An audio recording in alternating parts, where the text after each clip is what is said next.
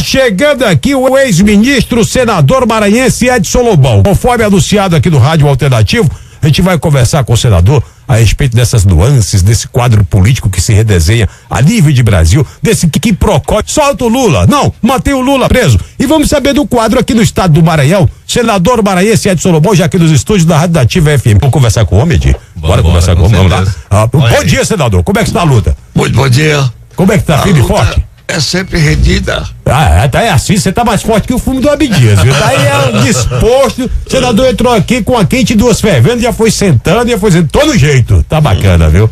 Senador, ontem o senhor estava dando uma volta lá pelo Parque de Exposição, como é que viu aí a nossa feira? Como é que o senador, o legislador vê esse tipo de movimento, esse tipo de comercialização dos produtos diversos aqui da nossa região?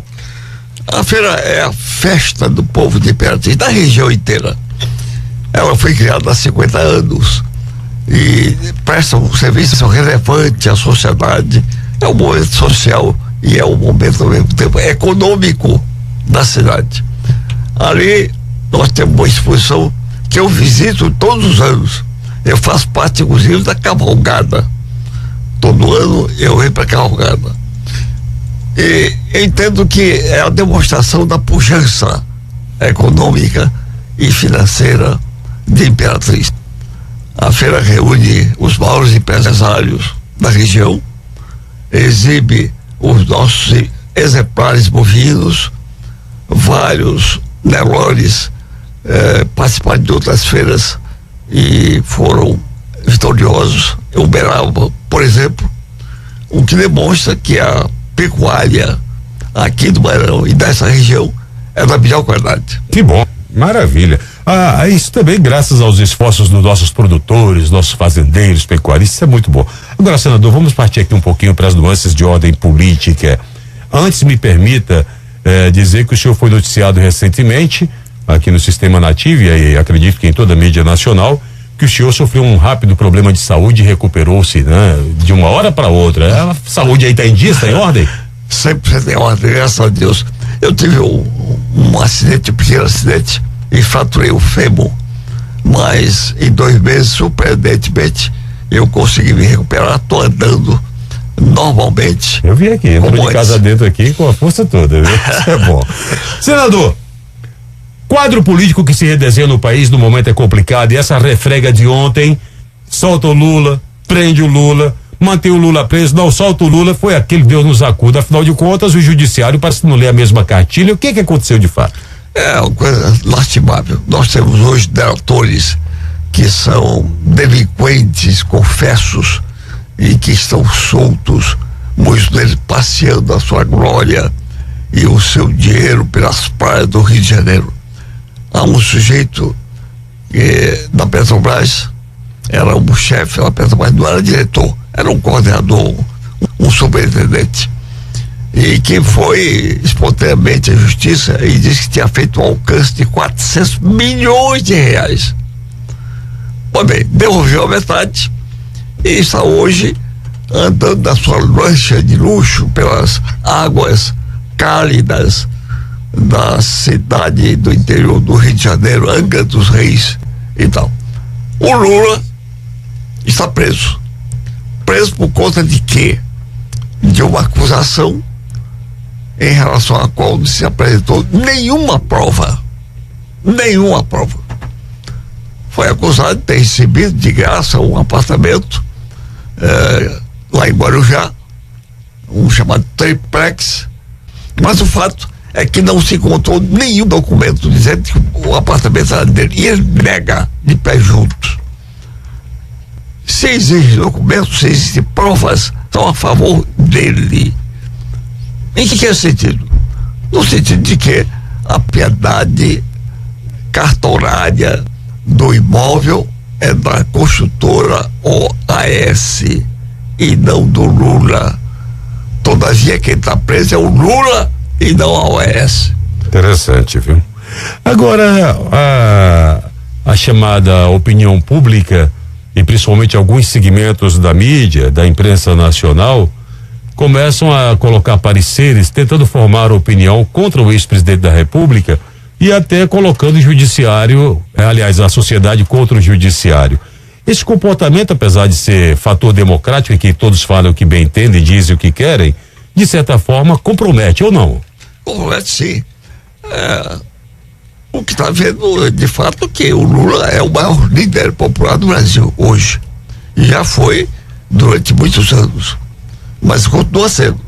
Basta ver as pesquisas, em que ele aparece sempre nas pesquisas com o dobro do segundo. O dobro do segundo. Pois bem, e a popularidade dele já foi muito maior. Ele chegou até 85% de aprovação popular no Brasil. O Lula foi o presidente da República que mais prestígio teve perante a sociedade brasileira e que olhou para o povo pobre do Brasil com um olhar especial. E até mais do que isso, o Lula foi um grande governante. Ele recebeu o Brasil numa situação econômica difícil, corrigiu a economia, pagou o Fundo Monetário Internacional, que vivia aqui no Banco Central, humilhando o povo brasileiro. Ele foi lá, pagou toda a dívida do Brasil ao Fundo Monetário, emprestou dinheiro ao fundo, já aí para demonstrar a força econômica do Brasil. E olha, há um dado arrasador quanto ao governo do Lula. Ele recebeu o Brasil com 30 bilhões de dólares de reservas externas. O que quer dizer isso? É o dinheiro que o país deposita em bancos estrangeiros e ligados a instituições internacionais. É um dinheiro que o país não fica tirando a cada minuto, mas quando precisa, vai lá e retira. Então ele recebeu o Brasil com 30 bilhões. Quando ele saiu da presidência, tínhamos 400 bilhões de dólares depositados no exterior. O Brasil possui hoje a quarta maior reserva internacional em divisas fortes. Isso para demonstrar como foi bom o governo do Lula. Mas está ele preso, enquanto que delatores, essa figura estranha do delator que confessa os seus crimes, são soltos. Senador, o senhor foi ministro e a respeito da sua pasta, os jornais de grande circulação também chegaram a publicar informações, de certa forma, noticiando Edson Lobão negativamente dentro dessa Lava Jato. Não foi para frente por quê? Porque era falso. Foi para trás. O que aconteceu é que houve uma acusação a mim de um diretor da Petrobras preso e que depois não provou coisa nenhuma. E o que aconteceu? A Polícia Federal que me investigou muito, e foi bom que tivesse feito isso, acabou solicitando ao Ministério Público que arquivasse os processos contra mim.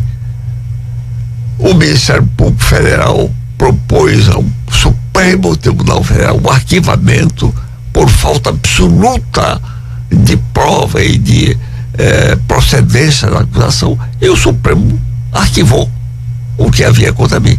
Quer dizer, todo homem público está sujeito a essas misérias, essas infâmias, e foi o que aconteceu. Mas por um lado acabou sendo bom, porque investigado ficou demonstrado que eu não devia nada à justiça. O senhor ganhou o termo ficha limpa, né? Não. Nesse caso. Bem, a nível de Maranhão, me permita agora pra gente tratar aqui sobre esse quadro político, hora desenhado visando o pleito eleitoral de outubro próximo. O senhor vai tentar a reeleição? Bom, por enquanto nenhum de nós é candidato a nada. Nós somos pré-candidatos. Se eu for lançado candidato pela convenção, serei candidato ao Senado da República. E para o 5º mandato, que será aqui para nós também homenagem ao nosso estado, porque não há nenhum senador na história do Brasil que tenha obtido do seu povo, da sua gente, o 5º mandato, a não ser o Sarney. O Sarney foi o único senador da história do Brasil que exerceu 5 mandatos de senador. Eu tenho 4 mandatos de senador. Eu com o Zé Gripino, que é do Rio Grande do Norte, e o Álvaro Dias, do Paraná, nós somos os únicos senadores do Brasil com 4 mandatos. E por que isso? Porque o povo acreditou em nós. Eu sempre submeti ao concurso público das eleições diretas e desse concurso saí vitorioso. Eu nunca perdi uma eleição. Eu fui deputado 2 vezes, fui governador de estado e sou senador com 4 mandatos.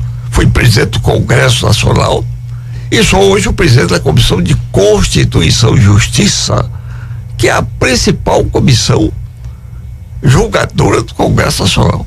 Pra você ter uma ideia da importância dessa comissão, ela julga o presidente do Senado em ocasiões em que ele seja envolvido em alguma acusação.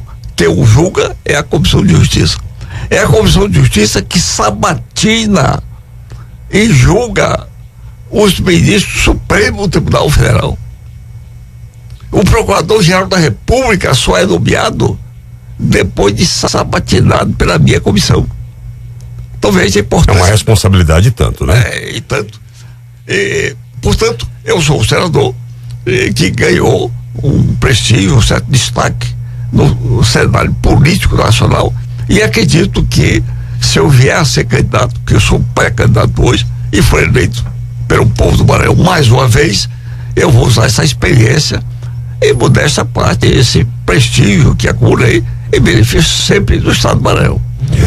Uma curiosidade, o deputado Sarney Filho também está tendo seu nome cotado como pré-candidato ao Senado da República. Vejamos que Sarney Filho pertence ao mesmo grupo político ao qual o senhor pertence. Ficaria uma disputa interna? Não, são 2 vagas. São 2 cadeiras de senador que nós vamos eleger agora. O eleitor irá às urnas e votará em 2 candidatos. Não apenas em um, mas em 2. Porque são 2 vagas de senador. No que a região tocantina, especialmente Imperatriz, poderia contar com Edson Lobão, apontando um dos suplentes da pretensa chapa que venha a ser montada? Essa é uma hipótese. Eu sempre prestigiei a região tocantina. Lembro a você e a todos os imperatrizenses que eu fui governador do estado e escolhi o vice-governador aqui de Imperatriz, que foi o doutor Fiquene. Saudoso Fiquene. Saudoso Fiquene. Quando eu renunciei ao governo do estado para me candidatar a uma nova vaga no Senado, ele assumiu o governo e exerceu com muita competência o governo do estado. Fez bonito também. Então, por aí você verifica o quanto eu procuro prestigiar sempre a região tocantina. Mas além disso, eu sou daqui. A minha base política essencial é a Imperatriz e a região de Imperatriz. Os municípios em volta, João Lisboa, Açailândia, Montes Altos, Amarante, enfim, todos esses municípios. Eu comecei minha vida pública aqui nesta região. Portanto, eu próprio já me considero da região. Prata da casa, né? Muito bem. Ô, senador, aqui é a base da covardia. 2 contra. Tem um colega aqui também que vale fazer perguntas, ele também titulariza o nosso programa, Edi Soares. Na verdade, falando em Imperatriz, senador, foram lançadas pesquisas aí onde o senhor não lidera aqui em Imperatriz, né, segundo essa pesquisa, mas lidera em outras regiões, né? Outro nome lidera aqui. Temos pré-candidatos novos e eu lhe pergunto, nessa questão, prevalece a experiência de senador como o senhor, ou o povo vai se deixar levar por esse discurso do novo, desses meninos que estão pintando por aí? Olha, eu lidero as pesquisas no estado do Maranhão. Eu estou em primeiro lugar. Em primeiro lugar em todas as pesquisas. É claro que essas coisas muitas vezes se modificam. E em algumas cidades, municípios grandes, vou dar um exemplo. Caxias, por exemplo, é o 3º maior município do estado. Em Caxias eu lidero para a primeira vaga e para a segunda vaga de senador. É como se eu fosse candidato 2 vezes. A Imperatriz tem essa contingência hoje, mas está se modificando. Eu cada vez estou subindo mais nas pesquisas aqui. Eu que não sou candidato ainda, repito, sou pré-candidato. E eu estou no convencimento de que, tendo os amigos que tenho Imperatriz, os serviços que eu prestei a essa cidade, que são imensos, quando nós chegarmos, se há tanto chegarmos ao final da campanha, o povo de Imperatriz estará me fazendo esta homenagem, pela qual serei mais uma vez eternamente agradecido. Daí. O senhor foi governador, é senador, foi ministro. Você não já cumpriu aí o seu papel político? Ainda tem mais lenha para queimar, né? Não, eu acho que cumpri bem o meu papel. Eu poderia sair da vida pública agora. Cumpri. Acho que cumpri. Eu vou dar um exemplo para você. Quando eu fui governador, a Fundação Getúlio Vargas fez uma pesquisa em todos os estados do Brasil, aquela ocasião, para saber que governo daquela geração de governadores tinha tido um bom desempenho no setor da educação, por exemplo. Apareceu o governo do Bom como sendo o melhor do Brasil para a educação. Houve uma revista muito importante no Brasil que fez uma ampla reportagem naquela ocasião. Foram 20 páginas examinando todos os governos estaduais daquela geração. E o meu governo apareceu entre os 3 melhores do Brasil em toda a atuação administrativa. Então eu acho que exerci bem o papel que o povo me delegou, e porque eu pretendo outra vez me candidatar ao Senado, porque eu acho que essa experiência toda que eu acumulei ao longo desses anos é valiosa, e eu posso empregá-la e vou fazê-lo se chegar novamente ao Senado da República em benefício do povo do estado do Maranhão. Este é o senador Edson Lobão, a quem agradecemos pela presença no programa. E havendo algo a acrescentar, por gentileza, eu me dou por satisfeito, mas se eu tiver algo a acrescentar, por gentileza, fique à vontade. Eu quero dizer a você que a primeira, nós estamos falando aqui através de uma emissora de rádio de muito prestígio, não apenas na região Tocantina, não apenas no Maranhão, mas até em Tocantins, no Pará, etc.